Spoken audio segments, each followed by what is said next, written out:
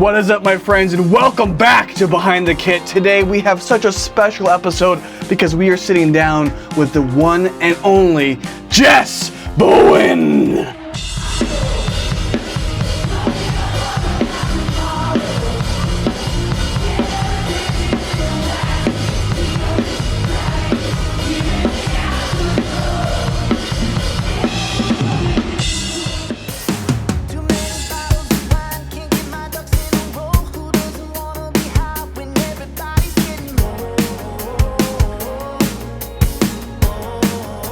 Cassidy Pope, maybe even Jax, but she's most well known for starting and playing with the band The Somerset. Jess is an incredible drummer with awesome feel, great composition, and such amazing live energy. And on top of all that, she is an awesome person, and she becomes a very close friend of mine by the end of this video. This is one of my favorite videos. You literally can watch us get to know each other and become friends. And by the end of this interview, that's exactly what happens. But with that being said, my friends, I will shut up and let's get into the interview with Jess Bowen. Hello everybody, welcome to Behind the Kit. I am here and I'm so excited because I am joined by Jess Bowen. Jess, welcome to the channel. Thank you so much for having me. I'm stoked to be here. Thank you. Of course. I mean, again, I just have to, I didn't want to start with this, but I just have to imagine, like, any kid who goes into a Guitar Center or goes on Sweetwater, sees your face on a PDP box or a DW box, or sees you on Drumeo or live with the Somerset, whatever it is, like, you're everywhere in a good way, though, because you're out there really not only speaking and inspiring people into our craft, into what we do, but also the positivity that you bring to our industry. So I'm just so excited to have you on this channel where, again, it's all about those things, spreading the message and spreading positivity. Wow. Yeah, thank you. Thank you for that. Because, yeah, it still honestly surprises me when I walk into music stores and I'm like, oh, there's my face on a box. Like, it's still a surreal moment for me too. So yeah, especially if the box is damaged, then you're like, oh, like what? Yeah, then I'm like, oh, my face is a little not, no, kidding. No, it's cool. It's still very cool and very, I was very flattered when that came about. So I'm sure we'll probably talk about it at some point, but. Yeah, absolutely. And I gotta say, I didn't know before reaching out, because I've seen you and things and things like that, but I didn't know that you're also from Arizona. Yes, I am actually. I was not born and raised, but I was raised in Arizona. I moved there when I was like 7. My family moved from Virginia.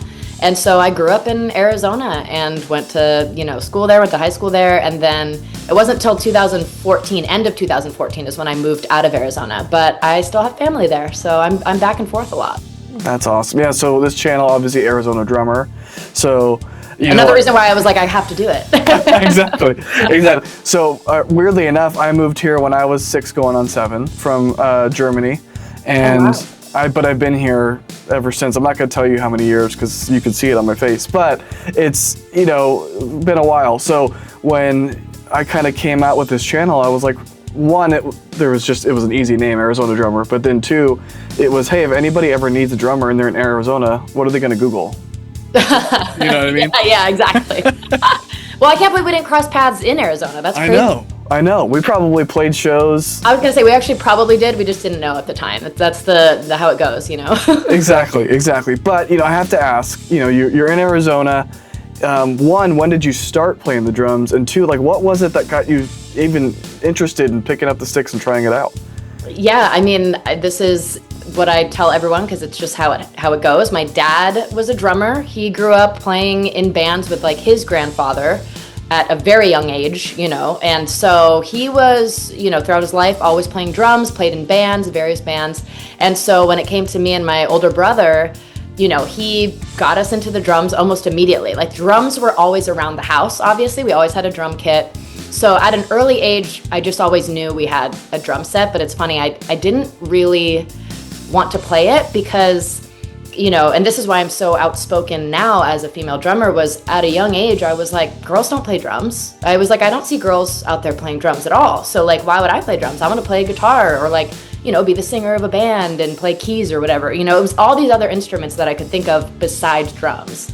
But yeah, I started playing at a young age. I started when I was, I want to say 11 or 12 is when my dad finally kind of convinced me, and I like to say this story, even though he doesn't really remember it. I feel like he conned me into it because he was like, hey, just play drums in the school band for like a year and then I'll buy you a guitar, which is again what I really wanted to be. I was like, great, I could play guitar and like write songs and all this stuff. So that was what I wanted to do, but he ended up, this is how many years later, like 24, 25 years later, still no guitar. So it was that he just probably knew I would fall in love with it, which is exactly what happened. I just finally started playing and I couldn't stop playing. I had the most fun doing it. I started in like the school, just like concert band. So I was starting by playing, you start playing percussion instruments. So it's anything from playing, the snare drum by itself or just the bass drum by itself or bells and like xylophone and timpani, like those types of things.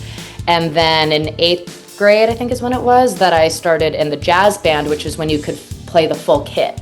So I really wanted to do that because I was just like, I just really want to start playing, the full drum kit. So that's kind of like how it started. It was 5th grade concert band is when I started doing concert band. And then I remember 7th or 8th grade is when I really got into playing the full kit in the jazz band at school. But yeah, that's pretty much when it all started.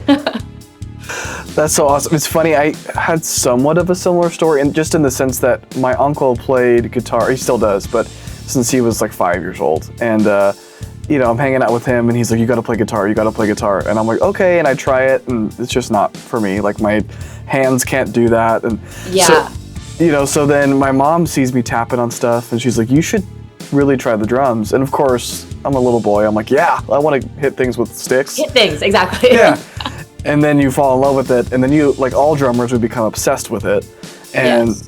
And it's been my life ever since. It's, it's the gift that keeps giving. And I'm curious, you mentioned, starting with percussion instruments, going into concert band, jazz band, but like what were some of your early influences? Like what were some of the drummers that you were watching or listening to that kind of started to craft your sound in the direction you wanted to go in? Yeah, this is always such an interesting question for me to answer because I don't also know the names of every single, this is terrible, I don't know the names of every single drummer, but I know the bands that my dad like raised me on, which were some of the bands that I like obviously grew up subconsciously even just like being inspired by.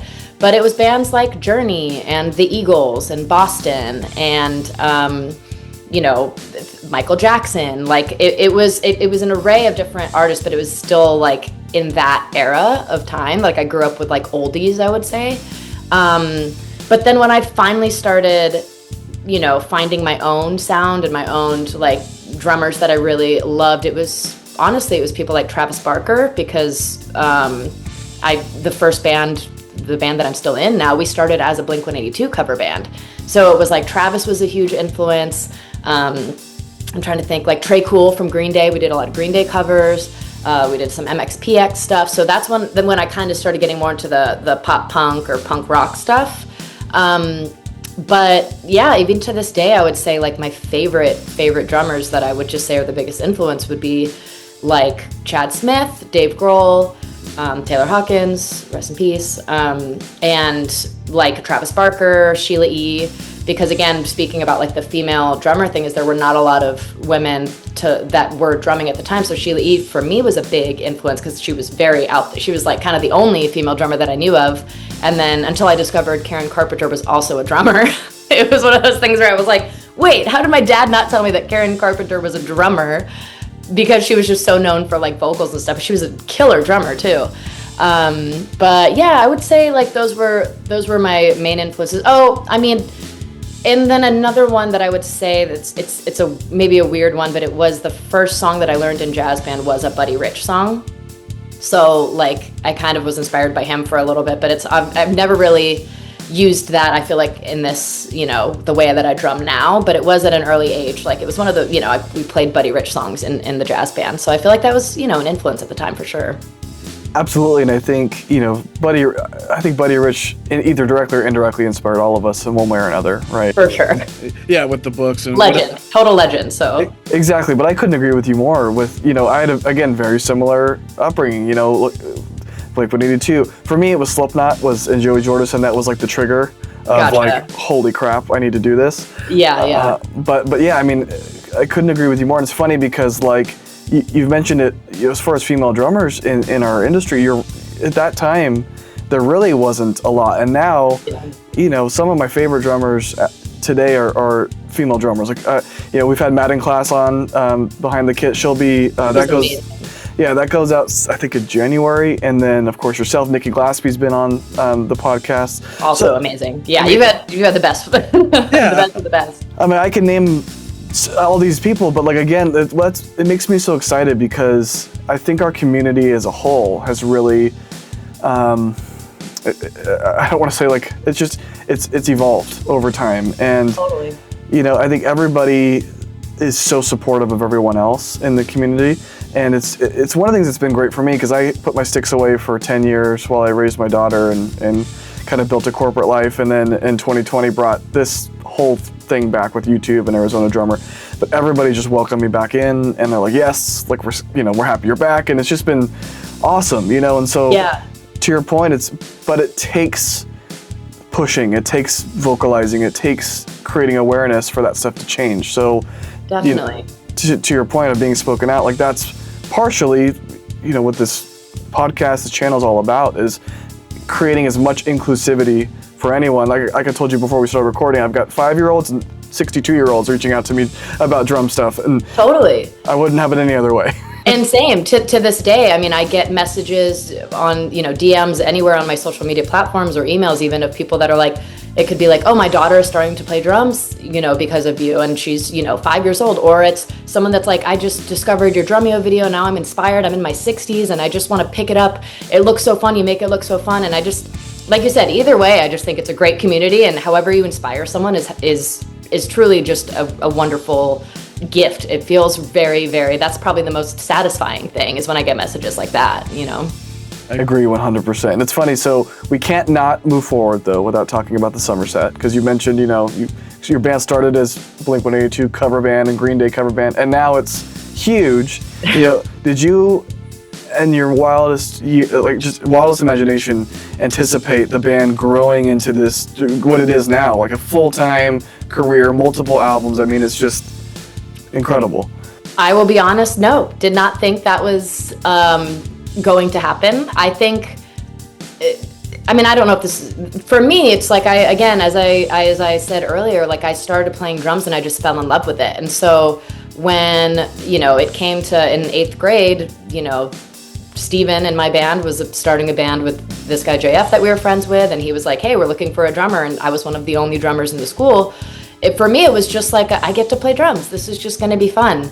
So from it to like evolve from playing with your friends and it just being a hobby, and then maybe playing at your school dances or at the school like pep assembly, to writing music, and then opening shows for some of our favorite bands locally in Arizona. The bands that would come through touring, we would become like the openers for a lot of those shows, and like that in itself was surreal, just being a local opener for like these national touring acts.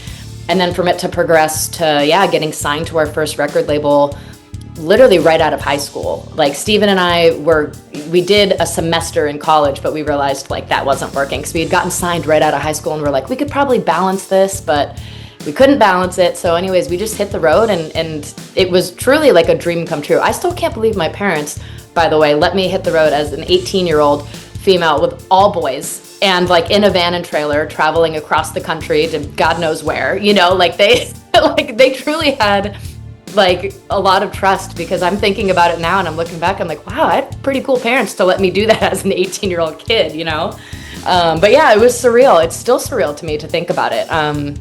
But very, very fortunate, very blessed. Obviously, everyone like can look at something and want more. And I think what I've had to try to just remember is to just try to like savor and be in the moment, because like you just said, you're like, it's become this whole thing. And I think it's so easy to like forget that and to take it for granted. And so I have to remind myself, and you just reminded me that, like this is such a cool thing that we built from basically kids to now. So yeah, it's pretty great. and it's crazy because, one, I have to say this, like our experiences are so similar. Like again, started a band in junior high school, it turned into another band, with the same people, but turned into another band. We start opening up for the touring acts that are coming in the country. We start to get some touring offers, and then I get the call we're having a baby, so I again, put that to the side. But it was the same kind of trajectory. Like, things were really moving, and so easy to lose the moment, and now, again, I'm just so happy you said that, because putting the sticks down and coming back, I've now been back in the industry coming on 6 years, so I'm pretty firmly back, thankfully, but every moment, every conversation like this one, every, drum show I go to, or every, festival, whatever it is, right? Every single moment, I'm just like, this could be my last. I don't know what's going to happen. I just have to savor this. That's the best way to put it. I try to just always be like, this could be the last time that I do this exact thing. And I try to remind myself of that all the time. Or that, like, this could be taken away at any moment, like with anything. So it's just like, it's really good to kind of humble yourself and just remember to also see, like, how cool these things that we get to do are. So speaking of humbling, which I'm going to do the opposite, I'm going to cheese you up a little bit. Oh no, I hate this part. I try not to. Kidding. Go ahead. I'm going to. In a good way, I promise. But obviously you have the band a lot, but you've done a lot of things, pop rock, session work, touring work, a lot of different artists, a lot of different genres. Well, one, does your approach change? And if so, how does it change when you're shifting genres? The couple examples I have that I've written out were like pop rock, electronic projects, just kind of more straight up the middle rock. Like, how do you change your approach, switching genres? But then also part two of that is, how do you adjust your approach between like session fill-in work and then of course your own band, where it's your, obviously your baby that you're kind of supporting?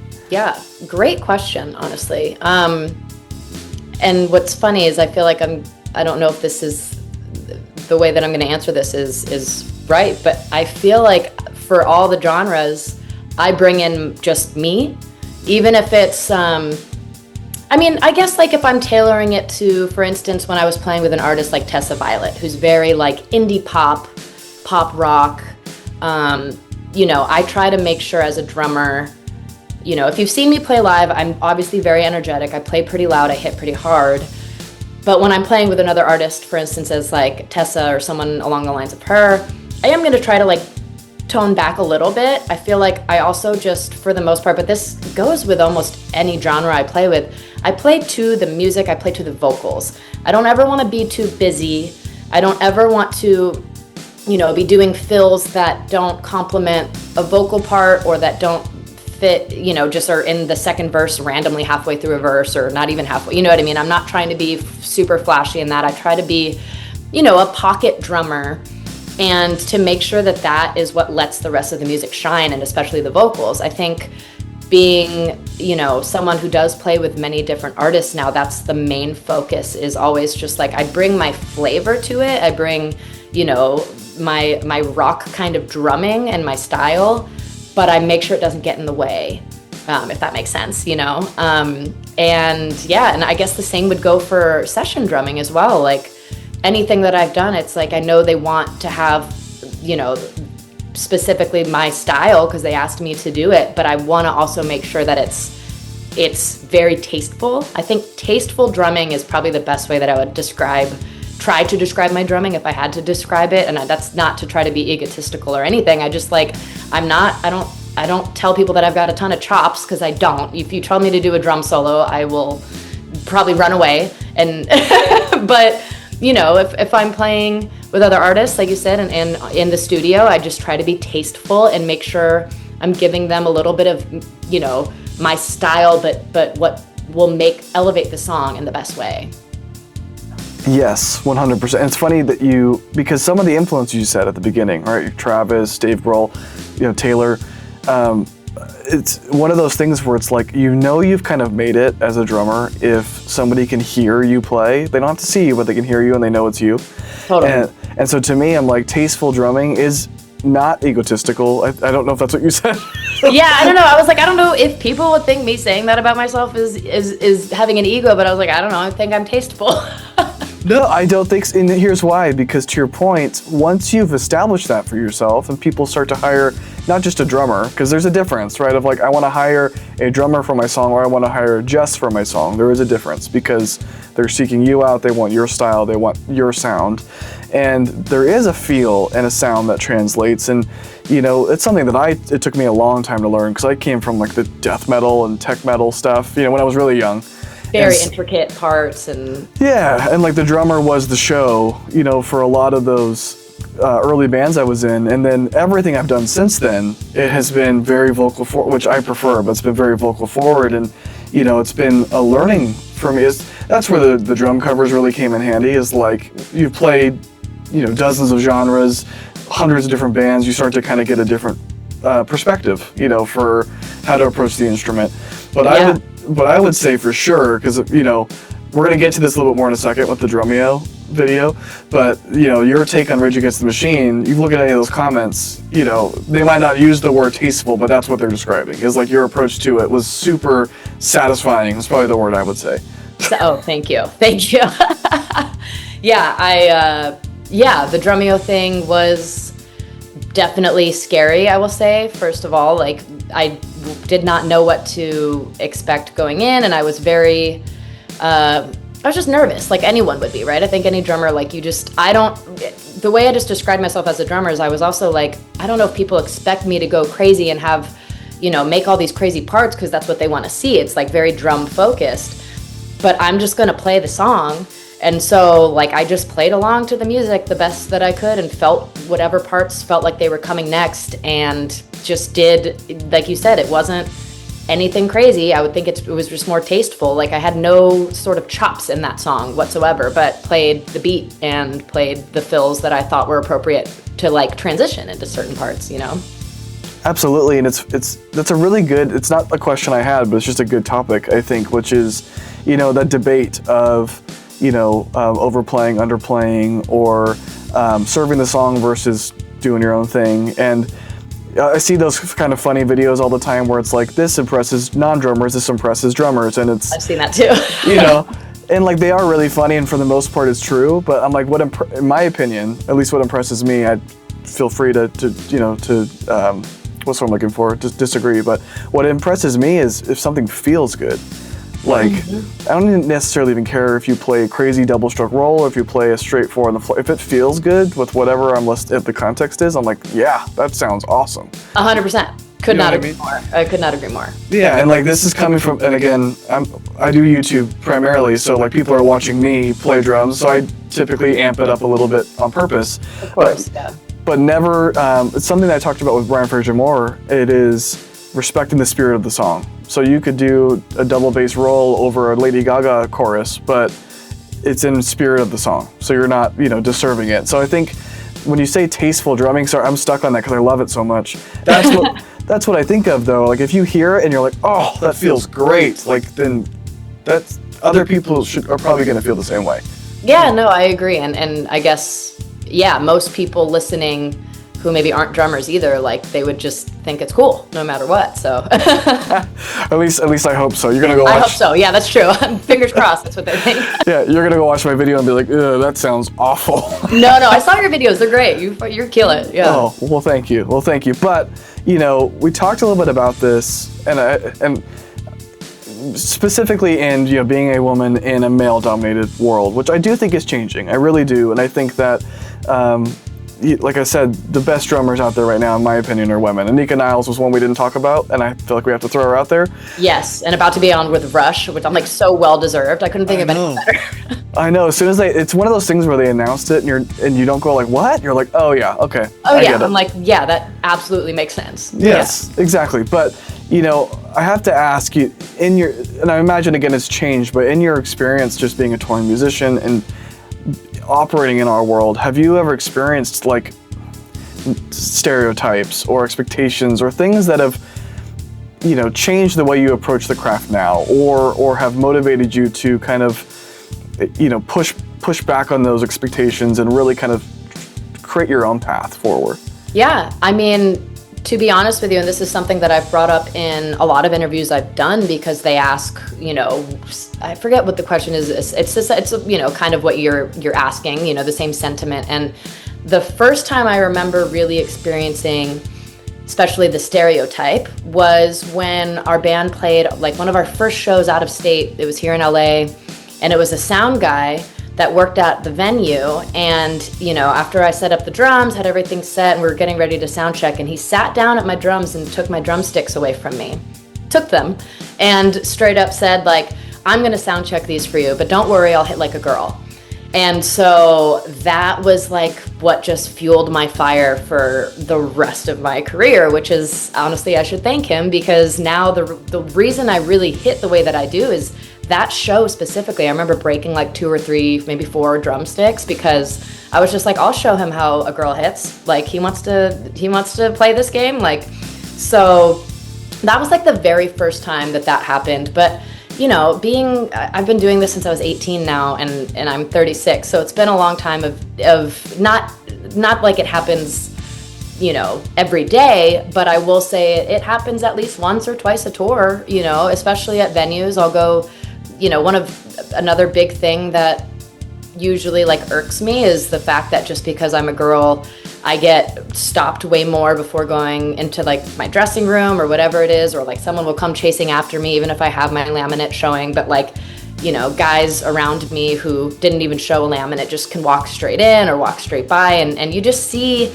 kind of that stereotype of like, if there's a woman around the venue, what is she doing here? But if there's guys in there, they almost don't get questioned. So yeah, I've been like pretty vocal about things like that. And I mean, I'm sure, I honestly do think there's too much to think about right now. Those are just always like my top 2 right off the bat. But it does, unfortunately still happen. And that's why I am just very outspoken and very, I'm very adamant about visibility of women on stage. So that's my thing, is I'm just like, yeah, like if the security guard didn't see me on stage, of course, why he's going to chase me backstage. So I do believe like you need to have the women on stage, but make sure they're also not like in the dark or like covered up, covered up, but like full on just like real visibility of women. Like have women on tours, have women around a lot more. And it has been changing, and I'm very, very happy about that, because I see a lot more women, on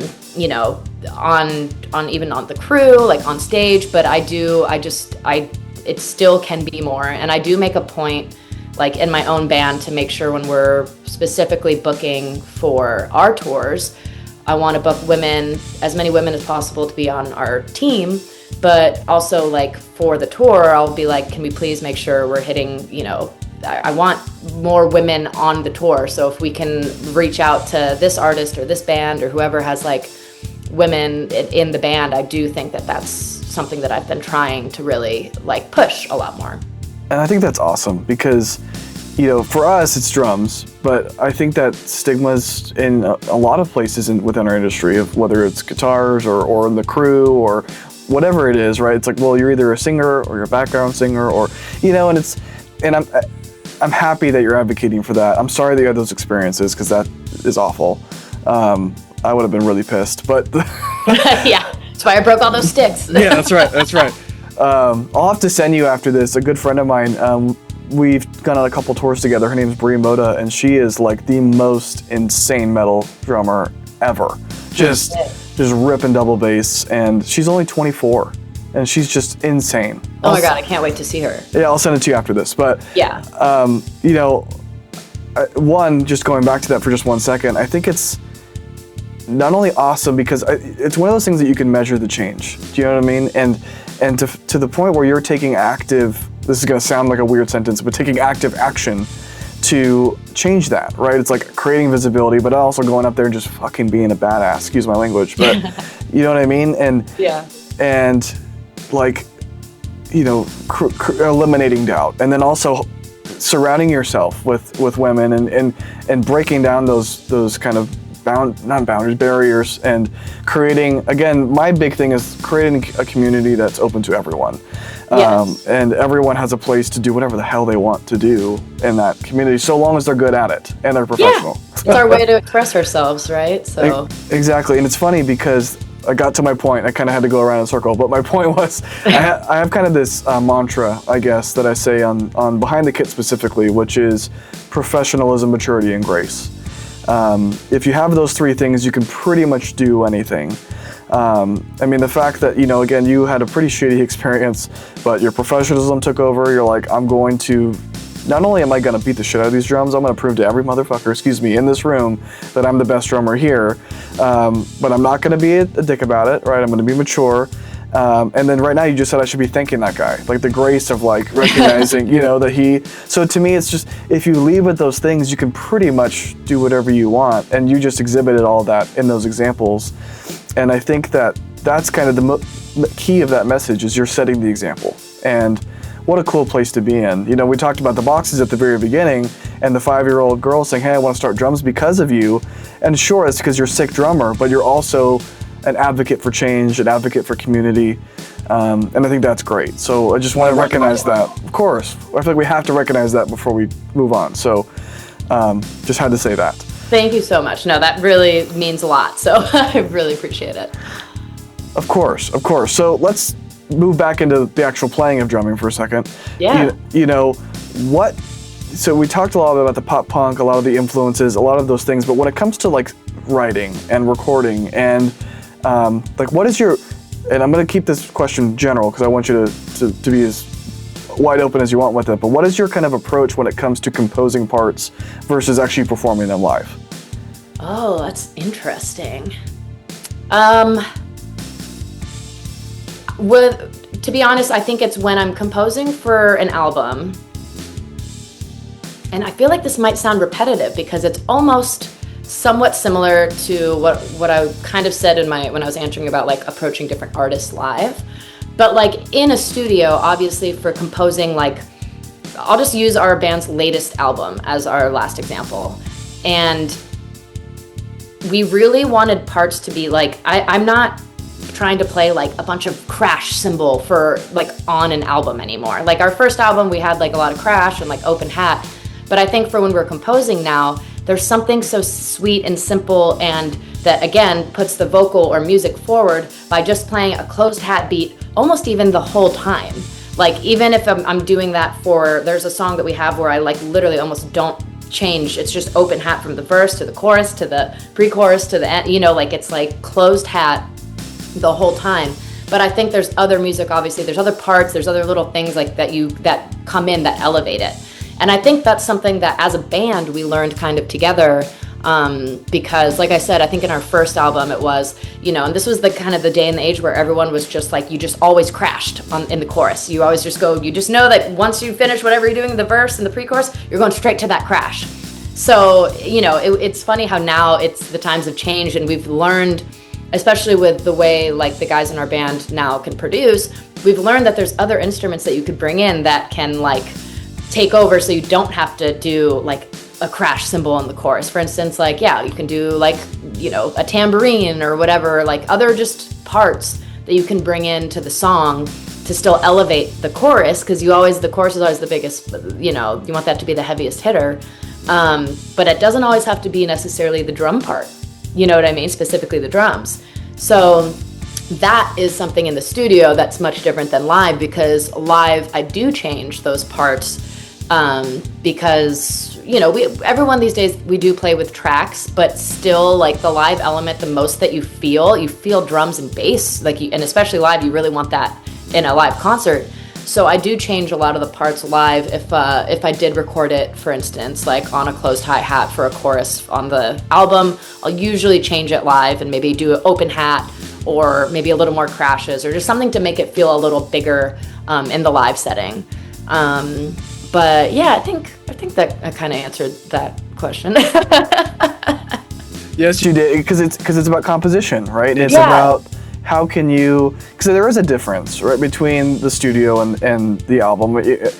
most of us in the studio are going to be much more laid back, or maybe not laid back, more reserved. It's probably a better word to say. Yes. You know, whether by choice or not.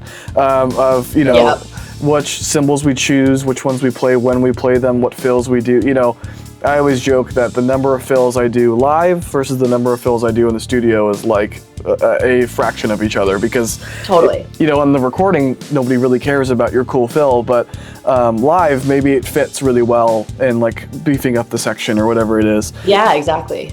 So I think that's a really interesting piece, especially because, you know, that's something that we don't talk about enough on the channel here, and it's going to bring me to another thing with electronics, but the kind of, because we talk a lot about live performance, and yes, that's a really crucial component. We can spend some time on that too, but in the studio, you know, you just shared, like, I intentionally, as the drummer, when I'm composing my parts, choosing to not be the star, and I'm choosing to let the vocal lead. I'm choosing to do, and drummers should do what's best for the song, but it's just interesting to hear that approach, especially thinking about it holistically, right? Because a lot of drummers, and again, I'm not going to point anybody out, but a lot of drummers will go, maybe just that hi-hat thing. Like, maybe if I just do a close hi-hat, that's enough.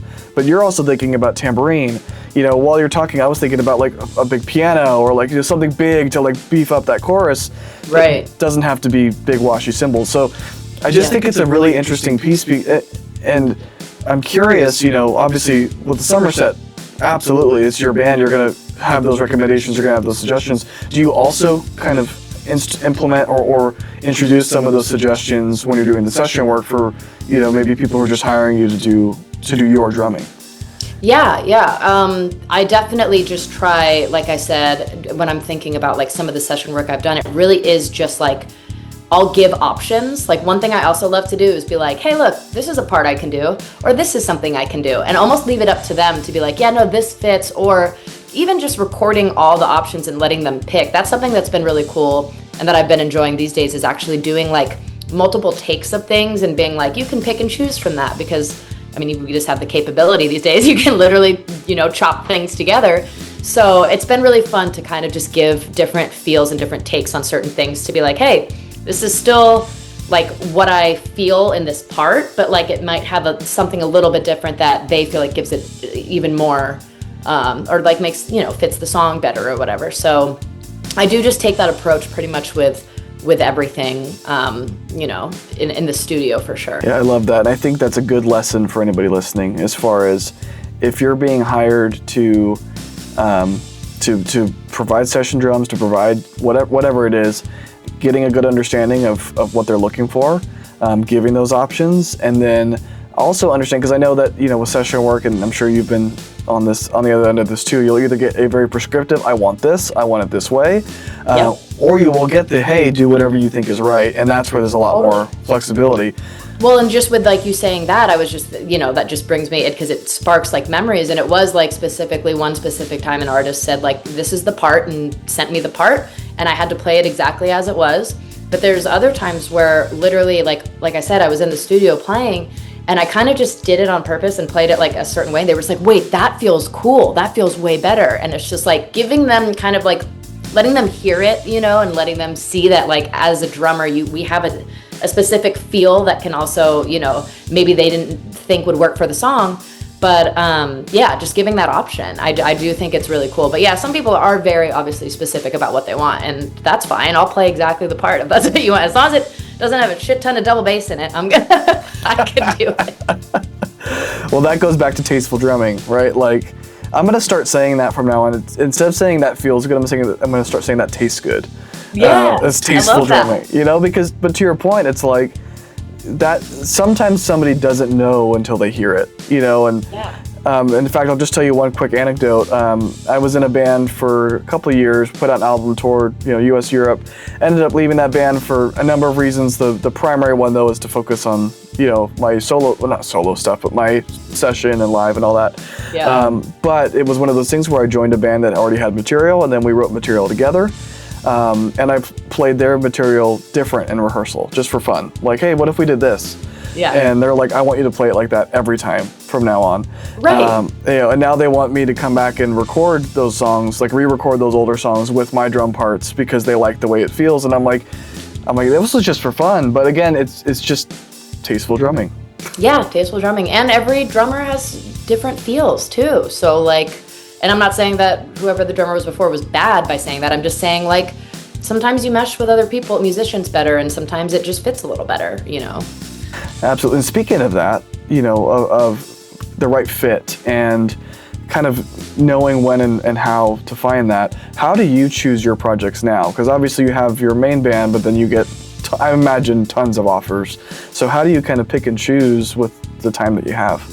Well, yeah. So I try as much as possible, obviously, like to balance. My band is my focus, but of course, I love playing with other artists, and I still get, people always ask, like, do you feel as satisfied? And I'm like, I'm on stage playing drums, and I'm satisfied with that. You know what I mean? It's still like an amazing, and I'm so lucky that I get to do that. So I think for me, what I've been trying to do with the balance of it is just kind of see, if they're my friends, I'll usually do it. Like if I'm friends with them and have toured in the past, like I just got off with 303 again, and I've played with those guys on and off since 2016, and I just love them as people. I already like kind of knew the music, obviously, so like that's also less work. I don't have to like go and learn a whole new catalog or anything like that. And B, the tour was a big tour. It's like those things all help, you know. It's like playing basically like, you know, to 5,000 to 10,000 people a night. And it's a bus tour, so it's going to be comfortable. I already kind of know the material. I know these guys, so I'm comfortable with them. That's like a big part of when I pick things. But on the other end of that is like I have been asked to like audition for, you know, like Chapel Roan. I've been asked to audition for Olivia Rodrigo. The Olivia Rodrigo thing just didn't work out, but I would have obviously done it if I got the gig. So I think it's just kind of a matter of like where the artist is in their career, as well as how comfortable I feel with them, because it is also for me like my livelihood. I almost feel like obviously in Olivia Rodrigo I would take that gig in a heartbeat, but you know, other gigs, if I don't really know the people and I just you know, I want to make sure that I like them as a person. Or the band as people, you know, and so that plays a big part into it. And if I like the music, like I truly just like, I don't know if I could do something if I didn't actually like the music. It's funny you mentioned that. So like I have to put a big caveat on this because I like Primus, okay? I like Primus. I've heard of them. I don't know if I obviously don't listen to a lot of, I imagine it's metal-ish. No, they're like almost like avant-garde kind of, like rocky, progressive. Okay.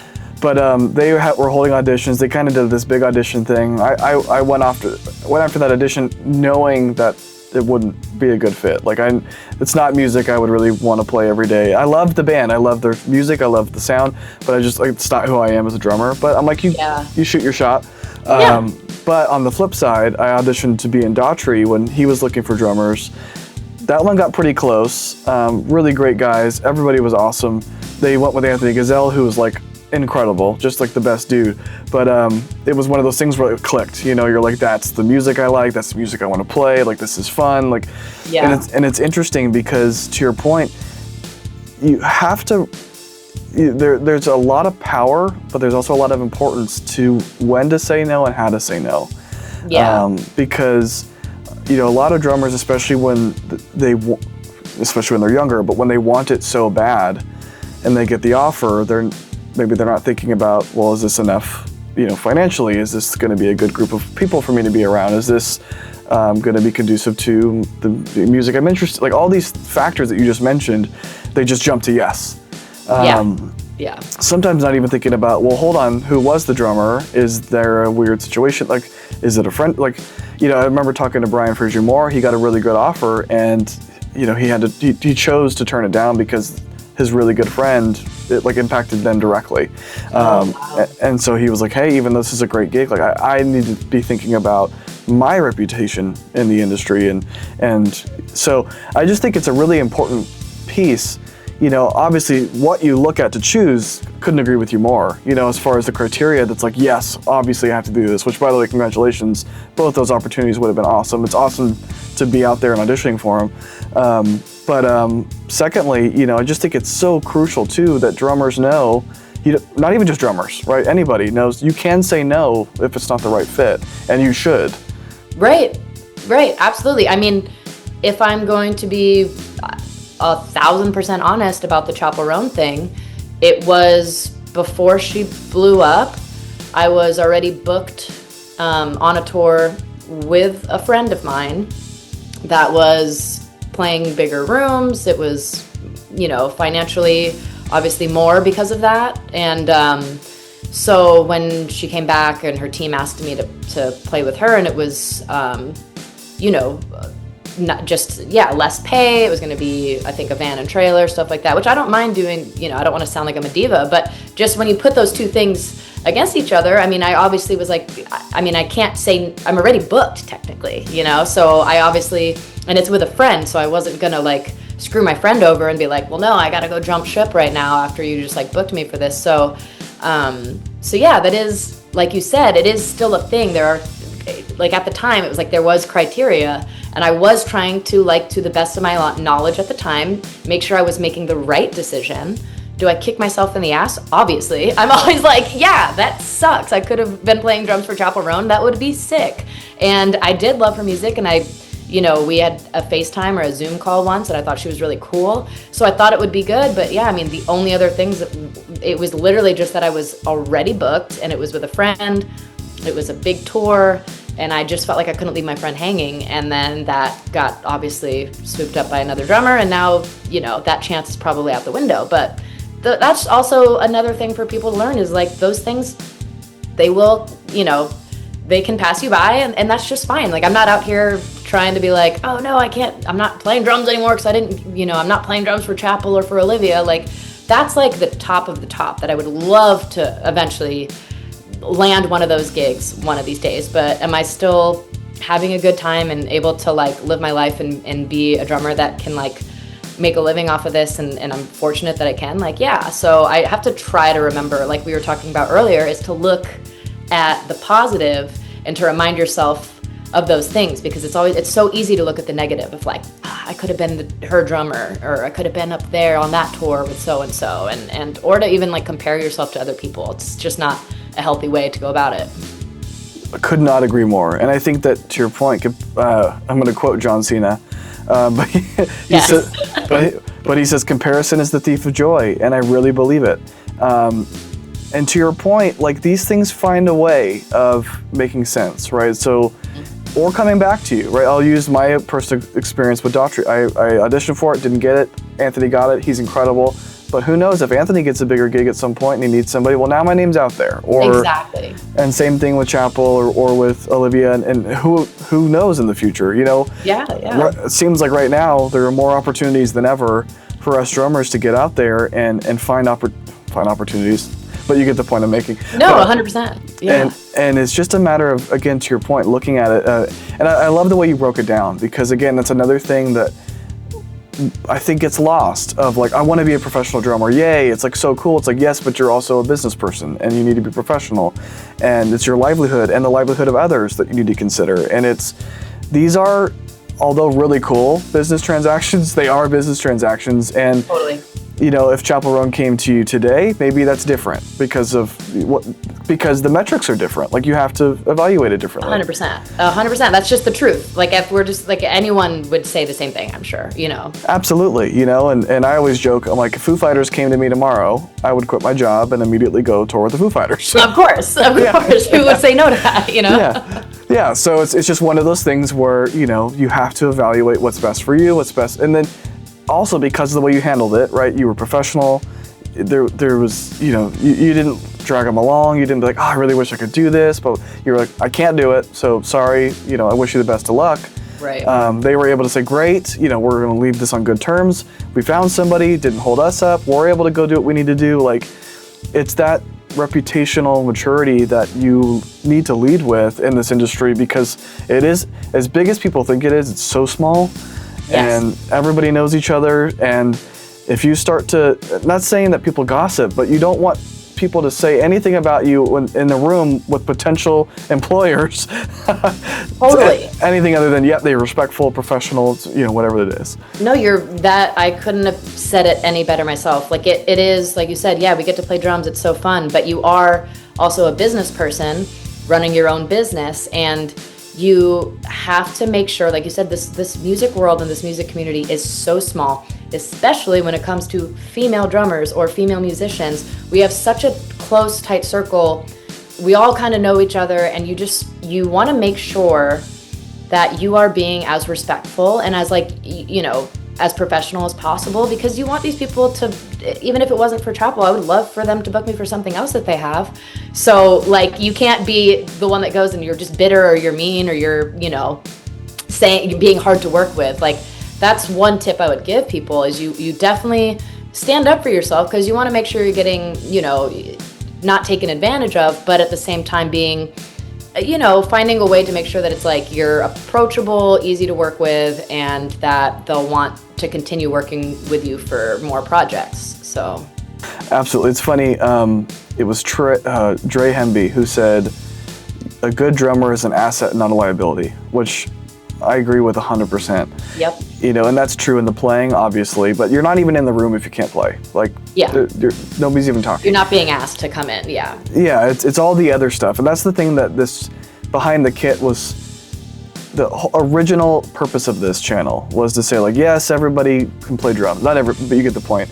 But what is it about these people that helped them become successful, that helped them either open doors for themselves or push through boundaries or whatever it is, the commonality? And I'm going to ask you that question too, because I want to give you a chance to share any advice that you have. But the commonality is everybody does the work. They understand that it's not given to them. They have to, it's hard work. Like, how'd you learn those songs? How'd you learn double bass? How'd you learn? I practiced, and that is what it is. I showed up on time or early. I have all my gear figured out. Nobody needs to worry about my gear. It's high quality gear. It's taken care of. I know how to play with the click. I know how to play without a click. I know how to do it with backing tracks, without back. I'm well versed, right? I'm professional. I greet everybody. I'm nice to everybody. I'm easy to get along with. I pick up my dirty socks in the butt. Like, all those things. But it is like, I'm a good person who also happens to be good at drums. Yes. And that's the difference. And then also, I just didn't quit. Like, those are the other things, Yeah. So I'm just curious, though, in your mind, sorry, my dogs are barking, but I'm curious in your mind, what are some of those kind of key attributes, whether in your own experience or even in people you worked with, that have led to that success? I mean, to be honest, you nailed all of it. Everything you said, I was like, yes, exactly. But yeah, I mean, I guess I'm trying to think let me break it down. I'll say, for me, being asked to play with other artists, I think what was helpful is, yes, always being on time, coming in prepared. So I will make sure, if I get a new gig and I have to learn, 15 to 20 songs, I will make sure that I'm learning those for at least a month prior to going into the rehearsal, because I want it to feel like muscle memory by the time I get in there. And for, the rehearsal to me is more of a like, we're going to start playing the songs the way we'd be playing them live. Obviously they can critique some parts, but like, I need to have that almost muscle memory down, so I'm not there trying to think about what I'm going to do. So the rehearsal, that's a pretty crucial one that I would just say to anyone, is always make sure you're showing up to rehearsal prepared, almost as if you're basically playing the live show at that time. And yeah, being on time, being friendly, saying hi to everyone is a big thing that I try to do. I try to make sure any venue I walk into, I'm saying hi to every person that's there. It's little things like that I think people don't realize go a long way. Like I said, I've been doing this since I was 18, and now I go to a lot of venues in the country, and I still recognize, like, we know each other. I know people in almost every city at the venues, and that's a thing that, like, not everyone does, but I will say that has helped me as a professional, because I think, it just shows your respect. Respect needs to go both ways. So I'm trying to think of what else I would say for that. Being prepared, being on time, being respectful of people's spaces, and I would say being clean, but a lot of people I've toured with aren't clean, so I don't know if that really matters. Oh, okay, and a part 2 of this, I'll have to tell you a gross story, but I won't do it now. Oh, I can't wait. I'm sure we could go back and forth about these stories. Absolutely. But you did say something that you just nailed, and I want to make sure I jump on it for a second, which was you were talking about the saying hi to everyone and being respectful. And a lot of times I think people hear that's something you need to do and maybe don't always understand why. And let me know what you think. But in my opinion, the why of that is, 1, to your point, show the respect. It should be mutual. But 2, I think a lot of drummers think of themselves as just that. I am the drummer. I play the drums. And if you want to be a professional at this and you want to make this your career and your livelihood, you have to recognize that you are part of a really large team of people. And they're your coworkers. They might not be playing in the band tonight, but your band's not playing without them. Yes. And like, to me, it's so huge to be nice. And like, the sound guys probably are annoyed with how nice I am but the compliment, and I'm sure you've gotten this compliment as well before, is, oh, your drums are set up, they're easy to mic and they sound great. Mm-hmm. So it's, there you go. So but it's just one of those things where it's like, I want you to know as a whether you're the bartender or the door person or the merch, whoever it is, like, I can't do any of this without you, and I appreciate you as an individual. Well, and just again, to just bounce off that point, is also like you said, you're one small piece of a bigger picture.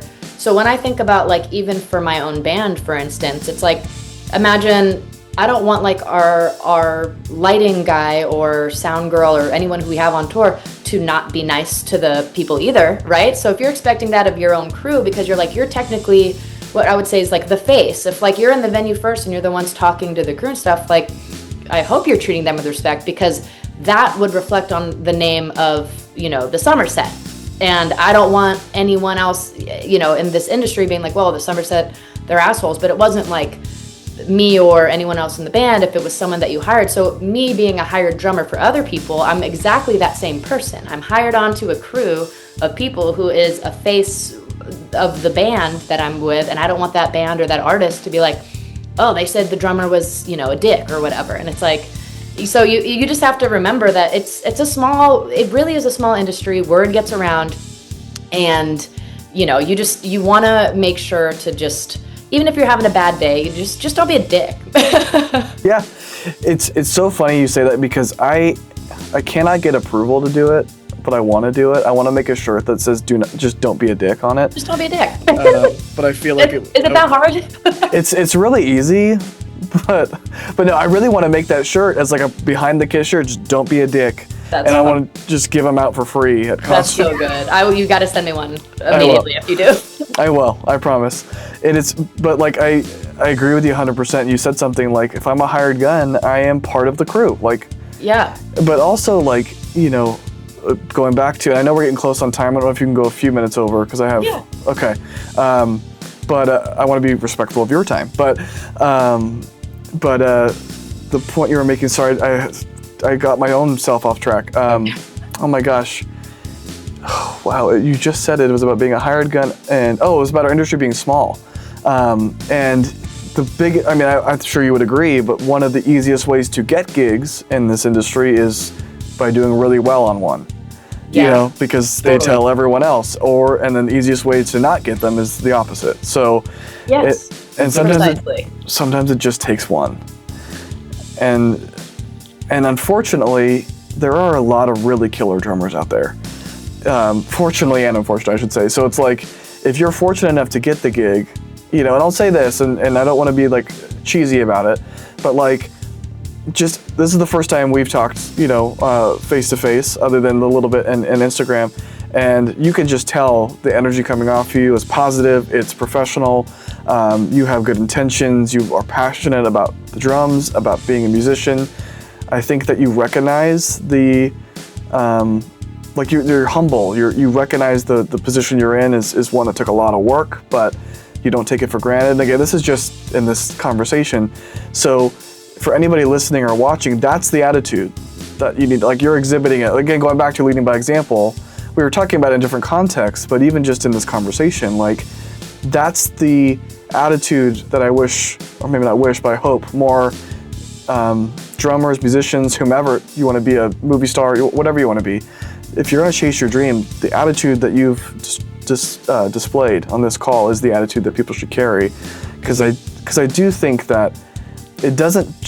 It's easy to just do the bare, like the 3 or 4 things that we talked about, but to truly believe it and live it, and it's, again, back to its muscle memory, it's second nature. It's who I am.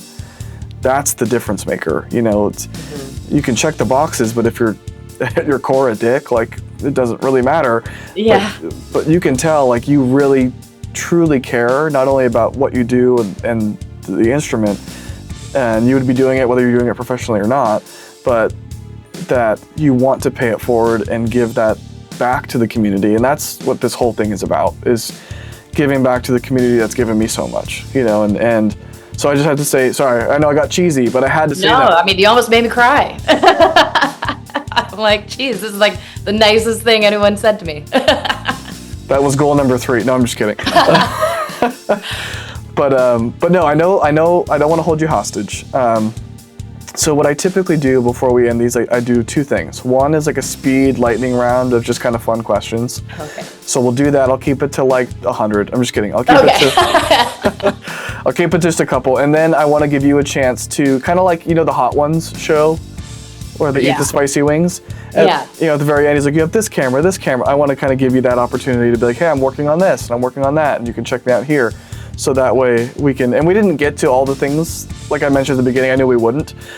So maybe we'll do a part 2 in the future. We could talk more about things, but okay. Sweet, all right. So lightning round first, is that what we're saying? Lightning round. A lot of the people who watch Arizona Drummer or Behind the Kit are gearheads. They're big into the gear. So what is one piece of gear that you cannot go without in any setting, whether it's studio, in your home, you know, playing scenario, or live? I mean, I guess I would have to say my sticks, my Vader sticks that I play. I use universals, so those are kind of harder to find. So I am very fortunate and very lucky because I am truly like endorsed by the best companies. I grew up loving all of these companies, but for me, Vader sticks was always like the goal, and so I've been playing the Vader Universals for like since 2009, I want to say. So I would say that's my number 1 because I feel like I can't. Oh, with the stick grips. That's the one thing I forgot to add. I really cannot play, or I feel like, I don't know if it's just in my head, I feel like I can't play without the sticks being like with the grip tape. So that would probably be my answer. I mean, of all the things you need, I mean, you know, if you have a full backline kit, they're kind of covered. And it's funny, I don't know if you can see that, but I've got my Vader right here. Oh yes, your 5Bs. Yeah, so I'm also a Vader artist. Yes. So I know exactly what you're talking about. It's like extension of your hand. It is. It's unreal. And when you've played them for so long, right? It feels like, because anyone might be like, why can't you just play another stick? And I'm like, believe me, I've tried if I've ever forgotten sticks, and I know that I didn't play as well. Like it like makes my playing is just different, and I'm in my head then. So. Exactly, and it's funny. I'm getting off topic. I promise I'll bring it back. But like any other sticks, I get blisters, or I can't grip them right, or you know, because a lot of them are different tapers, different lengths, different all kinds. You know, don't get me started. We could sit here and talk about sticks probably for another hour. Yeah, we could talk about gear forever. Okay, so next one. What is the first thing that pops to your mind when I say this question? The worst thing that's ever happened to you on stage? I hit myself in the face with my stick and got a bloody nose. That's the first thing that comes to mind. I'm sure there's others, but yeah, there was a show, it was in Minneapolis, and I already was having a bad show because I had like an ear infection or something. And then on top of it, because I was so discombobulated from that, I like hit myself in the face with my drumstick super hard and got a bloody nose. There's blood all over my drums. I've been there. Again, I have an anecdote to everything, but we were playing our first big Europe show. So again, adrenaline's through the roof. I'm stoked. There's like, it's a smaller venue, but again, it's Europe. You're like, yes, it's 2,000, 3,000 people, something like that. And we're just ripping through the songs. I'm on a rental kit, and anytime you're on a rental kit, it's falling apart. Like, it's just what it is. But I've got this beautiful DW knurled brass snare, and at some point, I don't know when, at some point I ripped like just straight through my finger on a and I didn't realize, and so because you're the adrenaline, so I get off stage, I look down, there's blood everywhere. It's all over my pants. I've got a bruise like the size of like a softball on my leg just from punching, and I don't. Oh. Yeah. So that happens far too often. Like it really does. Oh my gosh. Okay, so now we're gonna do the flip flop. What is the first moment that comes to mind from your past that still gives you chills? Ooh. I mean, man, there are so many like special moments, but I think this comes to mind just because it recently, it just passed because it was for Thanksgiving, but we played the Thanksgiving Macy's Day Parade on the float, and I just feel like that still is like a crazy dream come true. You know what I mean? I'm like, growing up, again, when you think about just even circling back to when you were like, did you ever think the band would like get as big as it was? Like, sure, you can be a band that tours and gets big, but to then also be like, oh, I'm playing the Macy's Thanksgiving Day Parade, like that's a whole other level of just like, this was never something I would have ever imagined. So that would be probably like the first thing that comes to mind, because it just, Thanksgiving just happened. So that's what it reminds me of. Wow. Like that's, and I will say this too, like New York City is like one of my favorite places to go.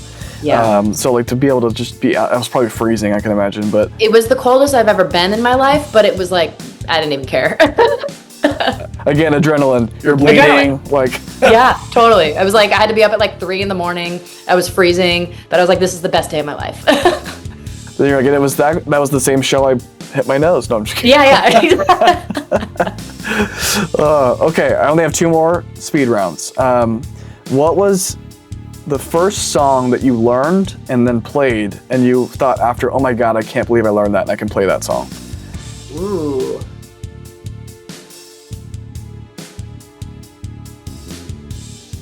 It goes back to when, I was practicing. It must have been Journey, Don't Stop Believin'. I probably didn't play it right, but it was the song, like, if I'm thinking about one of the first songs I learned and played it over and over again until I like knew the whole song, it would have been maybe Journey, Don't Stop Believin'. What a good one too. And it's got the weird ride tom thing going on. Which is why I was like, I don't think, now looking back, I probably didn't play that right, but I played some version of that. You played your version. I played my version, exactly. I played my version of Don't Stop Believin'. Okay, last one. I speak this from experience, but I think anyone who is as passionate about drums as people like you and I are, there's also other passions in our lives that we have that maybe people don't know about. So you could say as many of them as you want, or just the first one that comes to mind, but what is a passion outside of drums that you have that maybe people don't know about? Well, animals, dogs specifically, but animals, I'm very,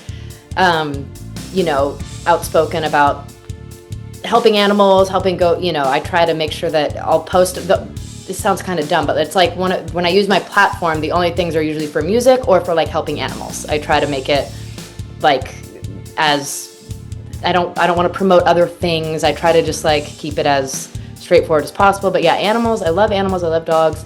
I'm very passionate about health, fitness, like working out. I really love working out, and I do think that ties in with drumming because it helps to, obviously, like we're out there playing, 90-minute to 100-minute sets a night on tour for like however many months a year. I think it's very important to, as drummers especially, we're probably, if not the most physical, one of the most physical, people on the stage. And I think as I'm getting older, I just know that you have to also keep taking care of your body because I want to keep doing this for a long time, hopefully. So So I'm very much passionate about working out, which does tie into because of drumming.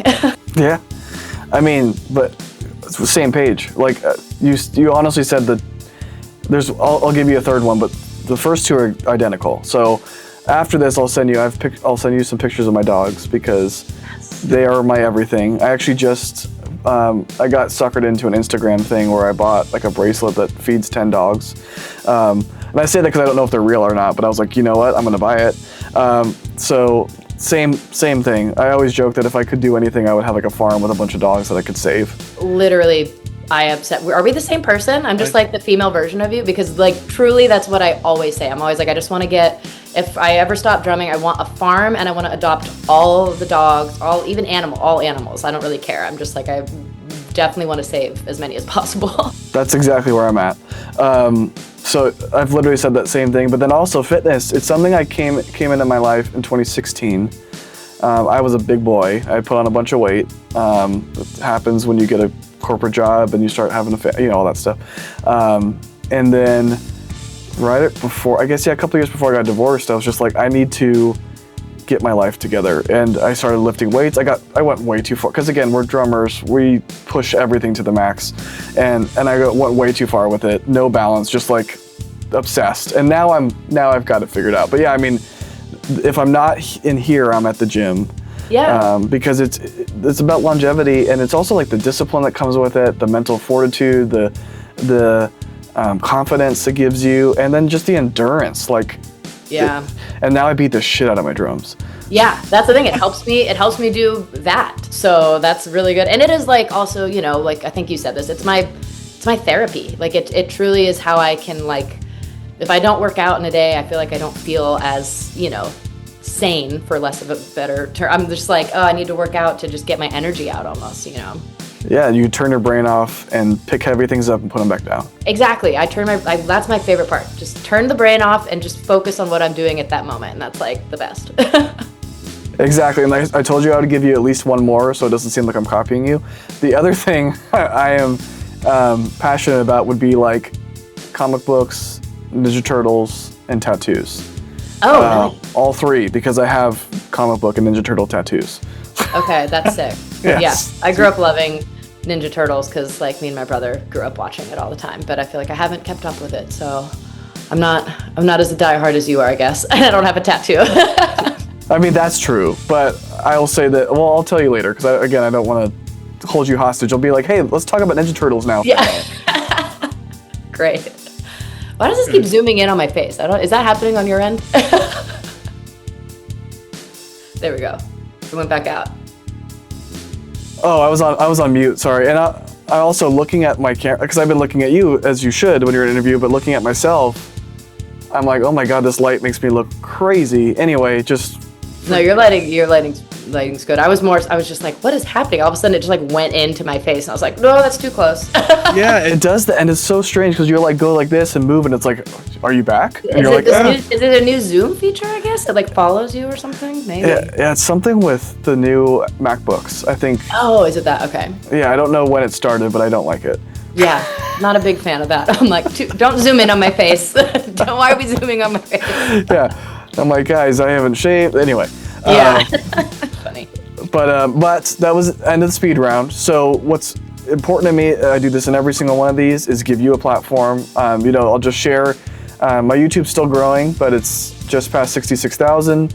We're on track to be 100,000 probably by February at the rate we're going. That's awesome. So I say that because I know that you also have a large platform, but what's important to me is, again, I give a platform to the people who've given me time and given all of our listeners time to understand what is going on in your world, what are you working on, what's new, how can they get in touch with you. I'll also tag everything below so people can check out your socials and the band and the Drumeo video that I didn't get to ask you about, but I will next time. So yes. Again, but I'll let you take the floor. The floor is yours. Amazing. Well, first and foremost, thank you for having me. Anyone can find me on social media. On Instagram, it's just at Jess Bowen. And then I think on like TikTok and Facebook and the other ones might be at Jess Bowen Official. But yeah, basically this year I'm pretty much wrapped up for it's already the end of, it's December, so pretty much done for this year. But next year, my band, the Somerset, we're going on our first full headline tour since 2023. So that's called Meet Me at the Record Tour. We're hitting, it's like 32 or 34 shows, something like that. So we should be somewhere close to your city if you guys want to grab tickets. We'll be in Arizona, so you obviously have to come out to that. But yeah, so that's what is pretty much, that's going to be up until April. And then after that, I can't really announce what I'm doing yet. But yeah, more definitely touring is always on the horizon. That's always in the works. So whenever that gets announced, I can probably talk about it more. But if you just follow me on the socials, I'll be posting about everything. And definitely follow my band if you can, the Somerset. Absolutely, and I will make sure all that's tagged below. And for the listeners or the viewers, because this goes on all the Apple Podcasts and Amazon and Spotify, it goes everywhere. Just I want everybody to listen. But for anybody listening or watching, make sure to follow Jess on all the socials, on YouTube, the band, the Somerset, so you know when they're coming to your city, as well as you can find out the thing that she can't announce now, as soon as she announces it.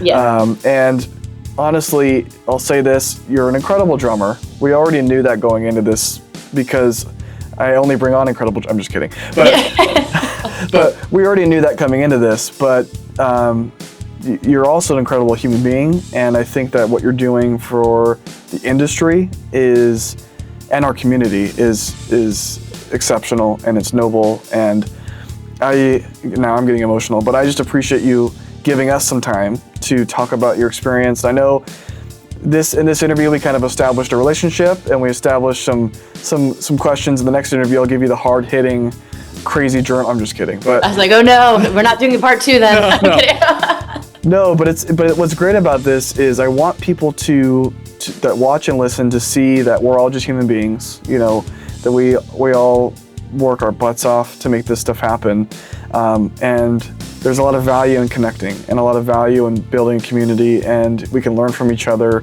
and support one another. And so I really appreciate you being part of it and helping push the message. And just from getting to know you in this little over an hour, so thank you for going over, it is within your character, as a human being, to want to do that and to give back. And so I feel privileged to call you a friend and to have had the time with you. And I look forward to now continuing to bother you. I'm just kidding, but to not continue. Not bothering, don't worry. I'm just kidding, but to continue to being your friend as we move forward. And I just really appreciate the time. No, thank you. I mean, truly, the sweetest things that you've ever, I can't even, I am about to cry. That's the sweetest thing that anyone's ever said. So thank you. And I just appreciate it. And again, if you want to do a part 2, I'd love to chat more about it, because I truly do try to use, obviously I love drumming, but I try to use my platform for, helping promote things that I think truly matter. And that's helping other maybe women that want to get into the scene, try and, just see that it's possible by seeing me do this, or by, like you said, just giving people some tips and tricks of how to get into it. I mean, I just think this is a very valuable, thing for people to listen to. I think I think what you have going, I love it. And this was such an easy conversation. You were really great to chat with. So thank you so much for having me. Thank you. And I'll just say this to close. I have a 13-year-old daughter. She could not want to play drums at all. She doesn't care at all that I play drums. Yeah. But again, drums aside, having strong, courageous, independent women who are just kicking ass, which is, I think, describes you to a T, and setting that example, being that role model for all women, right, is huge. And so if I can give you a platform, hell yes. If I can make a new friend, even better. And we could talk about drums, cool. Yeah. Easy, even better. Yeah. This is the best. But I've held you long enough. I know you've got a lot going on, so I'll just say thank you for your time. I'll probably hit you up after this with those pictures, because I promised. And great. And we'll talk again soon. And when you guys are here in Phoenix, I'll make sure to come say hi. Yes, I got you. I'll get you covered and everything. Thank you. Thank you so much. I appreciate this, and we'll do a part 2 sometime. Can't wait for that. Awesome. Well, thank you, Jess. I will talk to you soon. Thanks. Bye, Kyle. Bye-bye.